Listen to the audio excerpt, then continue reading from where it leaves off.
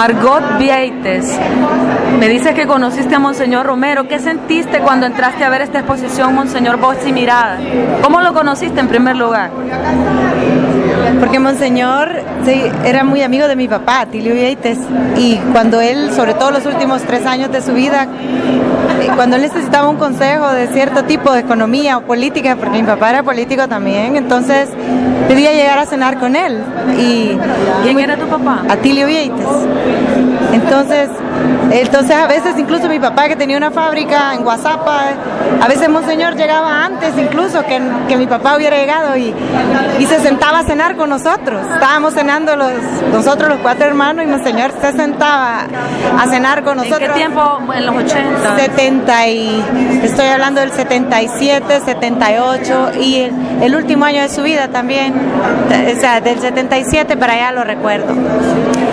El 78 hasta allá el cabal, justo el mismo año que lo mataron.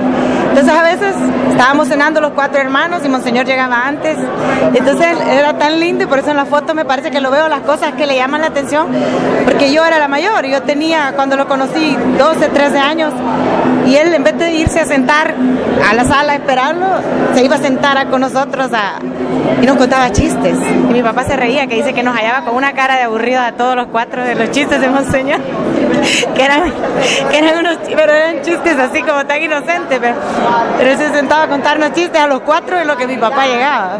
Entonces sí, lo conocí así, en ese plano de adolescente, digamos, tenía un corazón enorme. Entonces muchas de las fotos que veo que a él le llaman la atención, donde él no está, son niños haciendo travesuras, o sea, lo normal de los niños. Él era así, me parece que lo estoy viendo. ¿Haberlo visto tomando fotos? Nunca, no, ya él estaba en su parte política, así, en su parte ya comprometida con la situación cuando yo lo conocí. Él llegaba, cuando ya mi papá llegaba, se iban los dos a hablar y hablaban hasta bien tarde, o sea, pasaban hablando ahí. ¿Era amigo de tu papá entonces? Era amigo de mi papá. ¿Y dónde era que llegaba? ¿En qué zona de San Salvador? A la Escalón. Llegaba a la Escalón, en 2 casas lo recuerdo a él, 2 casas de donde estuvimos. Siempre arriba en la Escalón, donde vivíamos. ¿Hoy qué sentiste? Yo siempre me emociono mucho. Hay una historia que yo adoro de Monseñor, que es que yo a los 15 años inventé en vacaciones hacer algo de dinero para la Navidad de mis papás. Y mi hermano fue a trabajar a una bodega y yo me puse a hornear quesadillas. Y mi papá un día me dijo, quiero que me hagas una grande, se la voy a llevar a Monseñor. Él ya estaba viviendo con las monjitas en el hospital. Y dice mi papá que llegó un 24 y le dice a la monjita, Monseñor, mire lo que le traen. Y él dice, ay, me fascina la quesadilla. Pero antes de decir nada dijo, hermanita, no sé cómo le decía a la monjita, vaya cuente cuántos somos. Y se queda mi papá y dice, ¿cómo cuántos somos? Todos los enfermitos más todas las monjitas. Y entonces les quedó un pedacito así cada uno. Entonces dice mi papá, pero fue de él que nació, pero bien emocionado. Y un solo dice, vaya cuente cuántas son.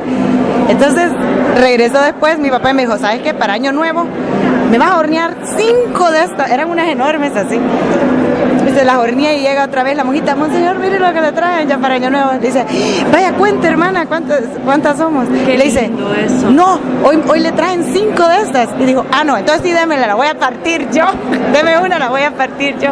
Pero es que están, o sea, me parece que lo miro en las cosas porque lo conocí de esa manera. Pero su primera intención siempre era esa, siempre. Su tiempo, lo que tenía, todo.